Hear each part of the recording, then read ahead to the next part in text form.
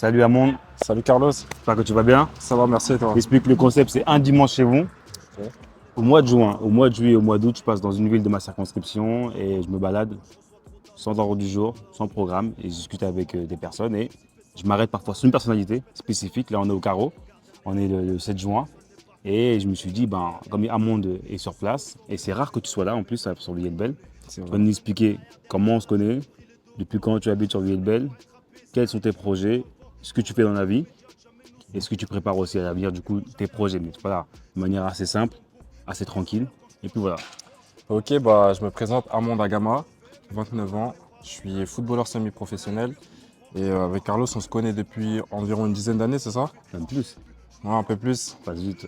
T'as connu mon grand frère, vous étiez un peu de la même génération. Exactement. Noah. Et du coup j'ai connu Carlos via l'intermédiaire de ses entraînements, ces camps d'entraînement qu'il faisait pendant les étés.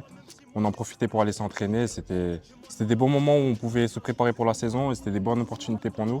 Et c'est comme ça que j'ai connu Carlos, du coup. C'était aussi un très bon étudiant, hein. Parce que Amon vient de s'entraîner.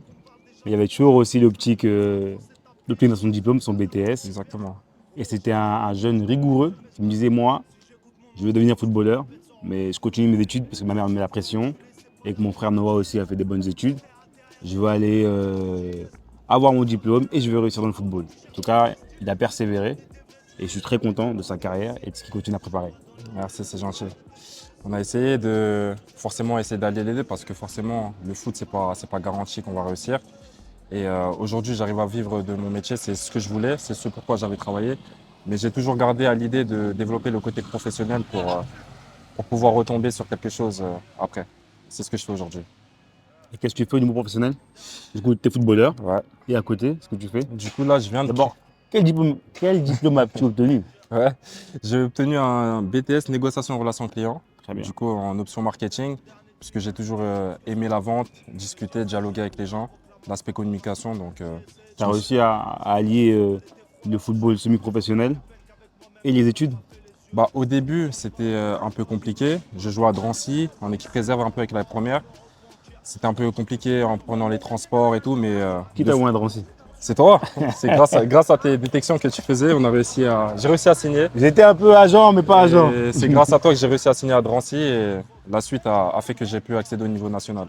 Grâce à Dieu. Non, bravo, il a mis ses qualités sur le terrain, ils sont sérieux. Du coup, il a obtenu son diplôme BTS, encore une fois, c'est une fierté. Et tu as continué à performer dans différents clubs au niveau national, toute la France. Tu as beaucoup J'ai fait voyagé. beaucoup de régions, ouais, c'est vrai. Et du coup, ton projet professionnel à côté du football, c'est quoi? Là, je viens de créer ma marque d'équipement sportif qui a tout juste un mois. C'est des produits de récupération et d'amélioration de la qualité du sportif. C'est pour les sportifs qui veulent s'améliorer et c'est pour la récupération tout simplement. Comment s'appelle ta marque? Striker. Striker. On peut la retrouver du coup sur Du coup, Instagram. c'est voilà, sur Instagram, YouTube. J'ai également un média où j'interviewe les joueurs. Je mets en avant les joueurs qui ont besoin d'être mis en avant grâce à leur performance. Et du coup, on peut retrouver tout ça sur YouTube, Instagram, sur toutes les plateformes. Pardon. Ok. Et du coup, cette année, tu finis avec combien de buts? Ton poste, ton club, Cette ton année, niveau niveau? statistique, Ouais. j'ai commencé la saison à Fréjus. Du coup, Quel niveau, Régis? en National 2. Ensuite, en deuxième partie de saison, je suis parti du côté de Choret. Maintenant, juste, je te coupe. Ouais. Avec la nouvelle réforme, c'est L3 et N1 maintenant. Voilà, la nationale, ça passe Ligue 3. Et du coup, la National 2, ça passe National 1. Voilà, National 1, on va dire. On Voilà, prend de du coup, en l'avance. National 1, cette saison, j'ai fini avec 6 buts en 17 matchs sur la deuxième partie de saison. Avec une passe D aussi. Qu'est-ce qu'on peut te souhaiter?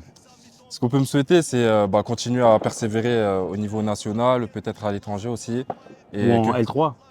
on ne sait pas, on verra de quoi l'avenir sera fait. Et aussi que la marque continue à se développer. En tout cas, c'est un plaisir pour moi d'être là, d'échanger avec toi après toutes ces années, puisque c'est un peu toi qui m'as vu grandir et qui a porté un peu mon projet de me développer dans le foot. Et aujourd'hui, on continue, on essaye d'aller le plus loin possible. Et qu'est-ce que tu penses de la politique, de l'engagement? Je trouve que j'ai suivi de loin ce que tu as fait. Franchement, voir un jeune comme nous, noir, faut le dire, issu des quartiers, arriver à se hisser dans la politique, franchement, c'est très fort.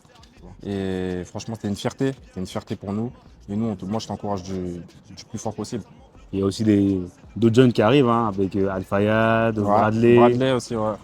C'est bien qu'il y ait des jeunes de plus en plus qui se mettent dans la politique, qui aient des engagements, puisque l'avenir de demain, c'est nous, c'est la jeunesse. Donc, c'est important.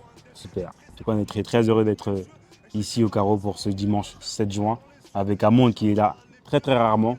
Mais on voit qu'il est bien affûté, il est déjà prêt pour On essaye, la hein. nouvelle saison. Que du bonheur. Merci beaucoup. Bravo. Toi aussi.